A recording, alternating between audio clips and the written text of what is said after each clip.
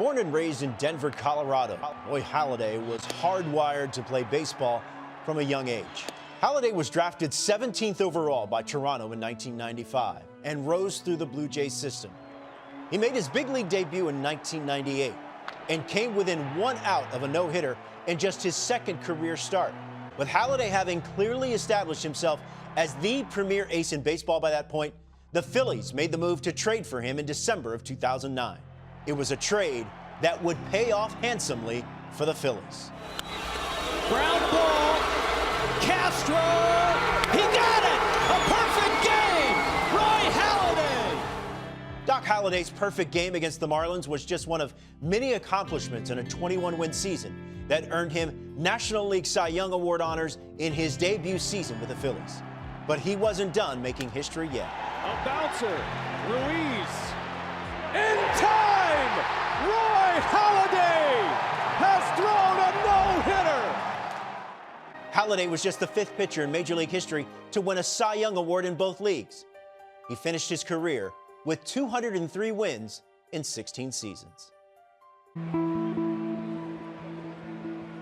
Jose Fernandez, one of the most talented and charismatic pitchers in baseball, burst onto the landscape in 2013 as a 20-year-old phenom.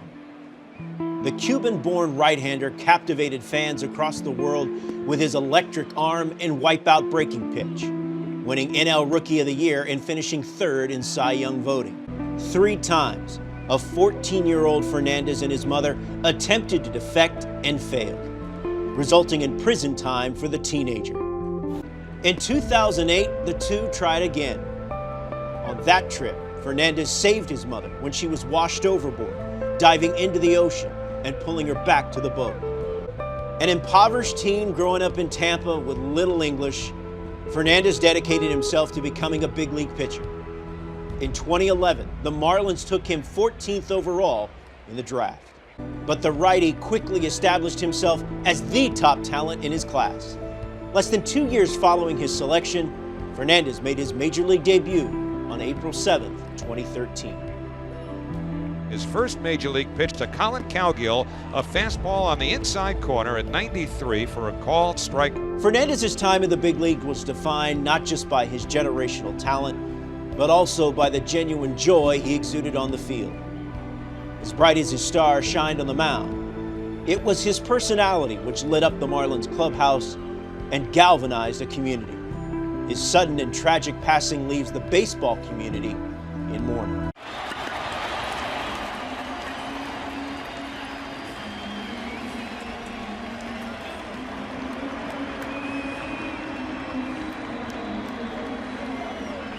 Hey, let's leave our hats. Let's leave our hats. Let's leave our hats. Let's leave our hats. Come on, Jose.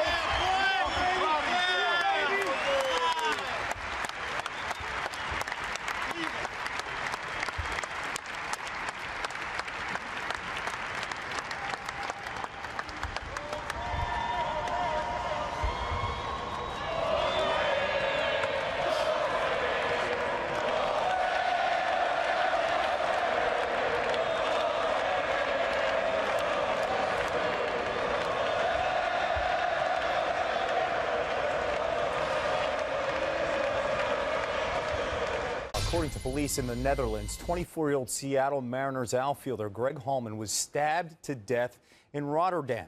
His 22-year-old brother has been arrested and is considered a suspect. Back in 2007, the Dutch-born Holman helped his country win the European Baseball Championship. Holman played 44 games the last 2 seasons with the Mariners, hitting .207 with 2 home runs.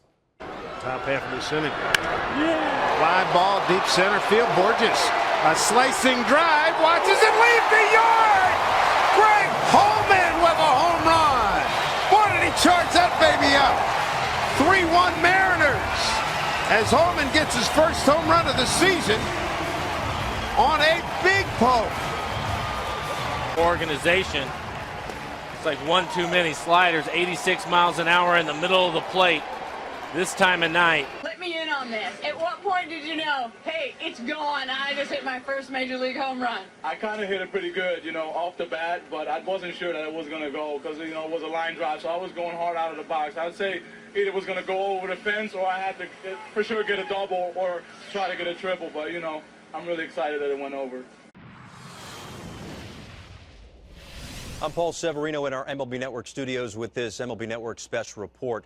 Oscar Taveras of the St. Louis Cardinals, one of the top prospects in all of baseball, has died in a car accident in his home country of the Dominican Republic. He was just 22 years old. From the GM of the St. Louis Cardinals, John Mozeliak, quote, "Obviously, we have deep condolences to his family. We're still waiting more details before we issue a full statement." He debuted in May and homered in his first big league game, played in 80 games this season with St. Louis, and in the postseason, he hit .429. Again, just 22 years old. His family and agent have both confirmed this sad news, and as we get more details, we'll be sure to pass those along to you. We'll have much more on the untimely and unfortunate death of the 22-year-old Oscar Taveras when MLB Tonight comes your way after Game 5 of the World Series. Here's the 2-1. That's hit in the air to right. Taveras off the bench has tied it.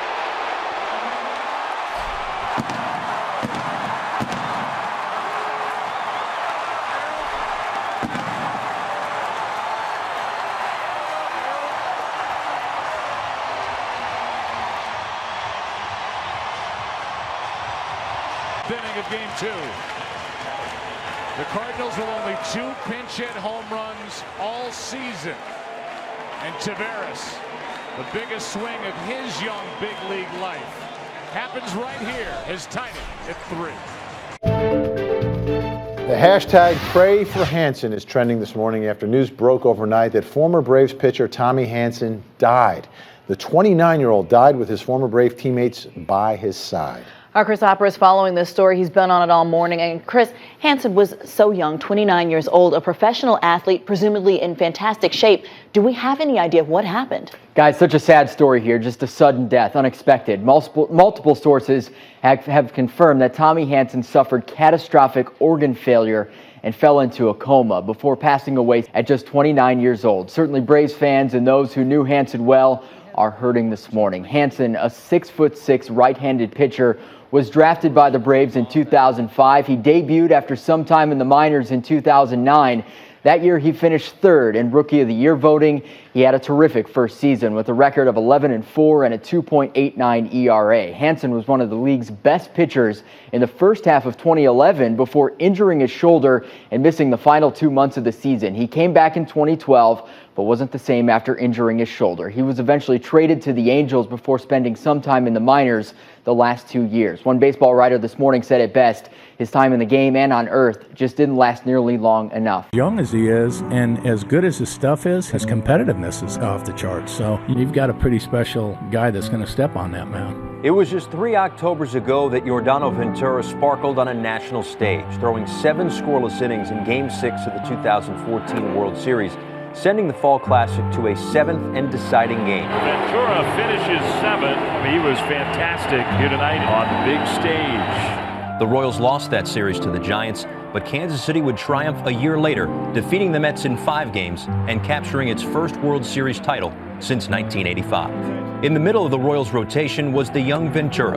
Despite being smaller than most pitchers this generation, Ventura was known for his 100-mile-per-hour fastball and fiery presence on the mound. Signed as a teenager out of his native Dominican Republic in 2008, Ventura reached the big leagues in September of 2013, his arrival coinciding with the Royals' resurgence following 2 decades of mediocrity. A tip of the cap to the crowd for Yordano Ventura. Ventura was seen as a mainstay in the Royals' rotation for years to come. Ventura, gone much too soon at the age of 25.